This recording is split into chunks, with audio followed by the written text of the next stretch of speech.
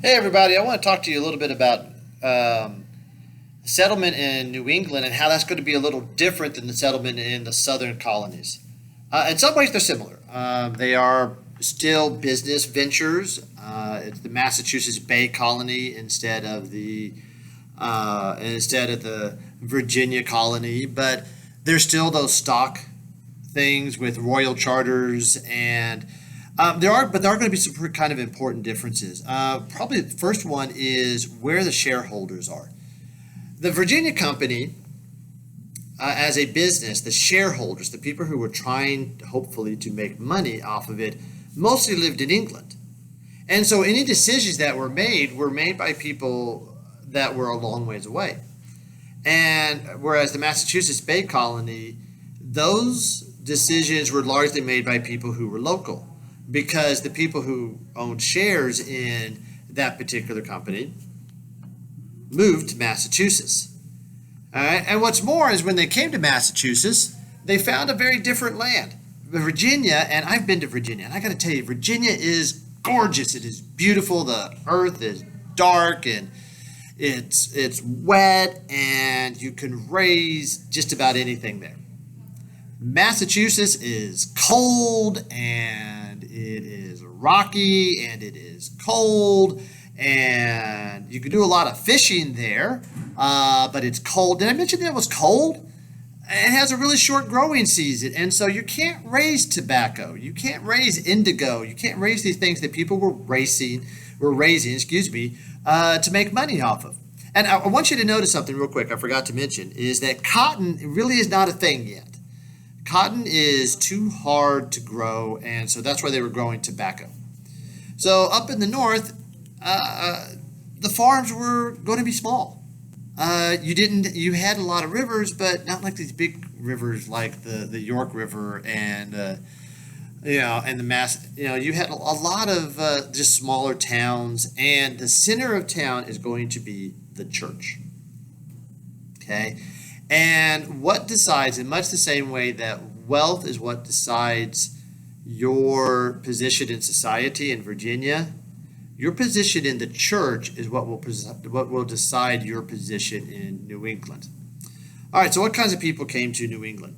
All right, well, we've always heard about the Puritans. So a little bit about these Puritans.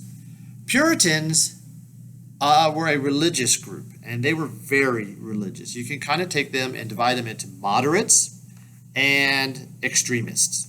Okay?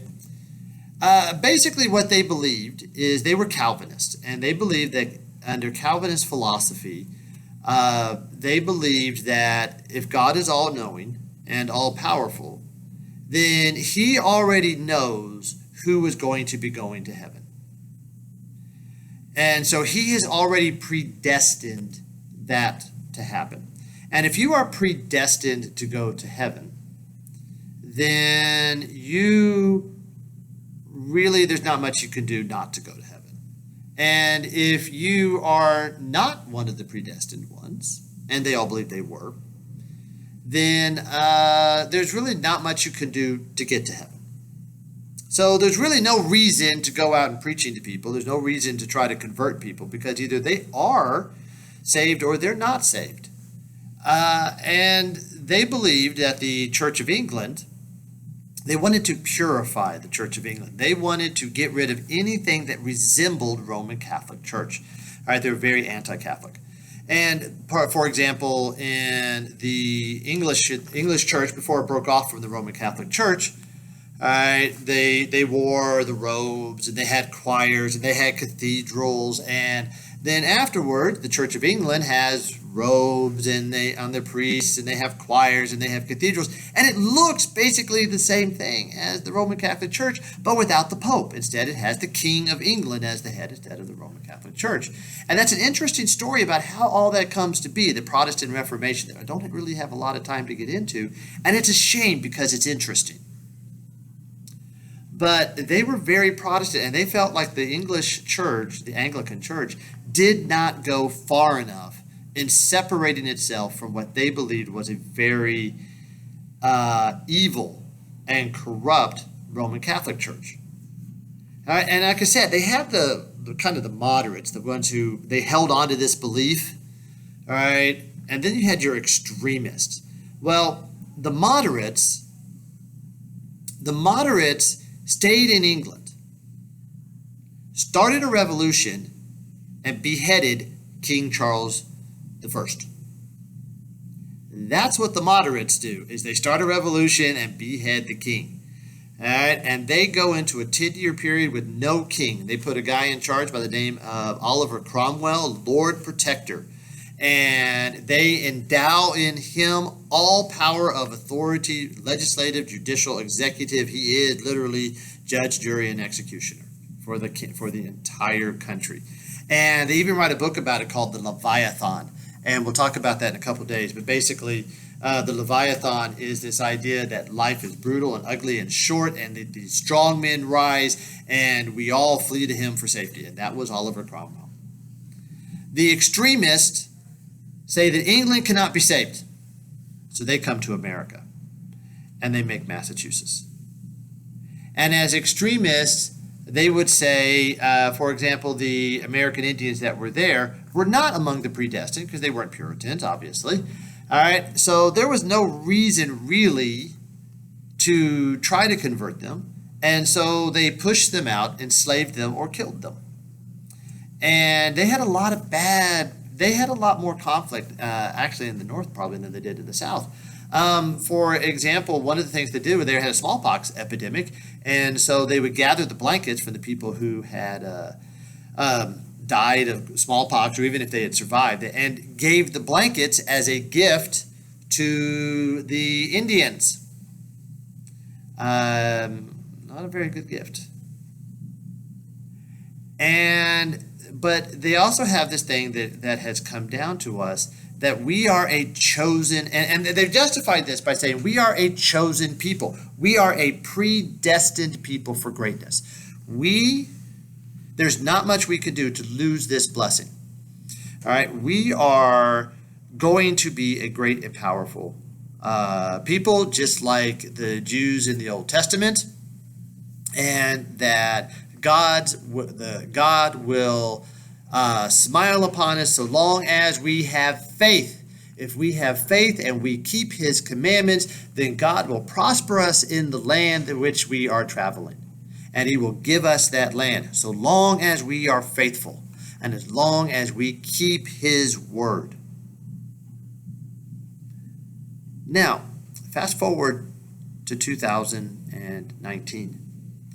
Where you drive around the Lamesa and you see Bible verses. You see a Bible verse, one that comes up a lot is 2 Corinthians 7:14, where it says, if my people will turn back to me and be my people, then I will prosper them in the land.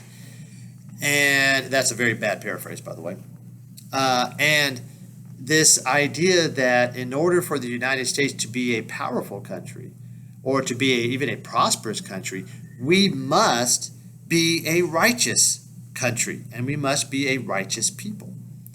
But the flip side of that, there's American exceptionalism that says that what we do, because we're America, we're the chosen people, this is a chosen land above all others, and things like this, that we have a lot more latitude of what is moral or not moral.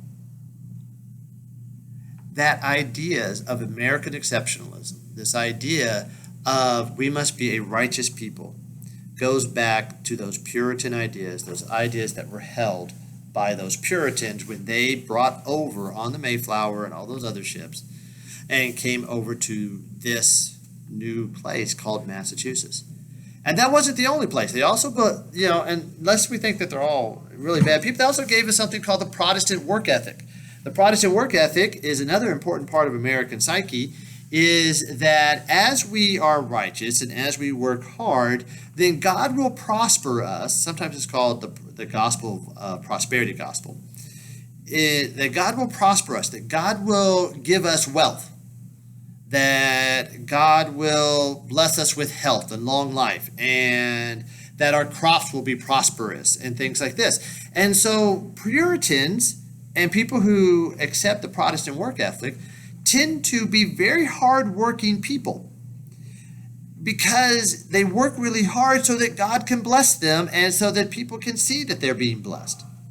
And so they worked really, I mean, they were out in their fields, they worked harder than, and everybody worked. It didn't matter what your job was. If you were the preacher of the Congregationalist church, they called themselves Congregationalists, I should say, you still worked. You still had a farm. Now, your farm may not be as big as somebody else's because you're expected to go and visit the sick and the orphans and the widows and all these different people like this and knock on everybody's door and ask them why they haven't come to church and write sermons and stuff like this. But you're still expected to work.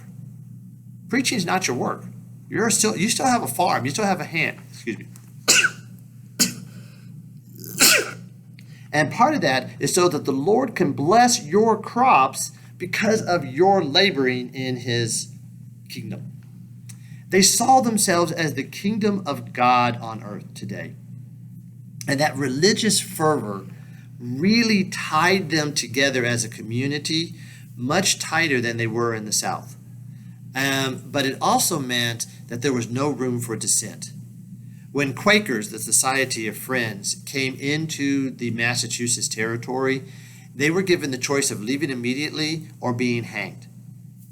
Native Americans were usually enslaved or forced out. Dissenters, people like Roger Miller, who was a dissenter, who disagreed. He agreed with like a big chunk of the Puritan belief, but there was a part of it he disagreed with, and they pushed him out under threat of death. And he goes and he starts a new colony in Rhode Island, a tiny little state now that you get like 16 miles across or something like this. I don't know. It's like, and Connecticut is founded by, some women who, they were a little too talkative. They were a little too assertive. And so they were pushed out and they formed some new colonies down there. And so that when they were so sure of their own righteousness and their own position, I guess, there was no room for dissent. And so that is also, to a certain point, also a very American characteristic. We tend to, if you have a political view, you tend to hold on to that political view, and everybody else is just wrong. And there's no room within our political views for dissent or for differences within the norm. There's not like there's a spectrum of of conservative or liberal, or you're either one or the other. And again, a lot of that kind of goes back to those early Puritans and some of the things that they believed.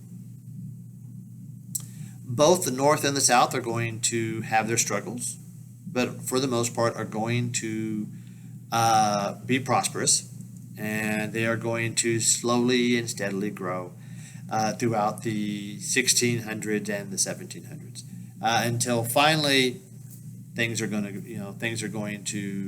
actually were pretty good in the colonies, really, but some things are going to change in the 1750s. And so we'll get to that at a different time. Otherwise, I wish you a pleasant day, and you have a great day. Bye-bye.